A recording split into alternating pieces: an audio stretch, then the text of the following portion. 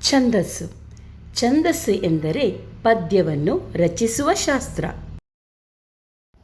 ಛಂದಸ್ಸಿನಲ್ಲಿ 3 ವಿಭಾಗಗಳು ಇವೆ. ಅವುಗಳೆಂದರೆ ಪ್ರಾಸ, ಯತಿ, ಗಣ. ಪ್ರಾಸ ಒಂದು ನಿರ್ದಿಷ್ಟ ವ್ಯಂಜನವು ಪದ್ಯದ ಪ್ರತಿ ಸಾಲಿನ ಆದಿ, ಮಧ್ಯ ಅಥವಾ ಅಂತ್ಯದಲ್ಲಿ ನಿಯಮಿತವಾಗಿ ಬರುವುದೇ ಪ್ರಾಸ. ಯತಿ. ಯತಿ ಎಂದರೆ ಕಾವ್ಯವನ್ನು ವಾಚಿಸುವಾಗ ಅಥವಾ ಓದುವಾಗ ಅರ್ಥಕ್ಕೆ ಅಡ್ಡಿಯಾಗದಂತೆ ಉಸಿರನ್ನು ತೆಗೆದುಕೊಳ್ಳುವ ತಾಣ. ಮಾತ್ರೆ. ಅಕ್ಷರವನ್ನು ಉಚ್ಚರಿಸಲು ಬೇಕಾದ ಕಾಲವನ್ನು ಮಾತ್ರೆ ಎಂಬ ಮಾನದಿಂದ ಅಳೆಯಲಾಗುತ್ತದೆ. ಲಘು. ಒಂದು ಮಾತ್ರ ಕಾಲದಲ್ಲಿ ಉಚ್ಚರಿಸುವ ಅಕ್ಷರಗಳನ್ನು ಲಘು ಎನ್ನುವರು. ಗುರು.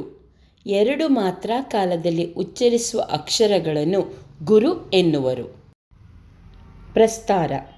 ಲಘು ಗುರುಗಳನ್ನು ಗುರುತಿಸುವ ಕ್ರಿಯೆಗೆ ಪ್ರಸ್ತಾರ ಹಾಕುವುದು ಎನ್ನುವರು.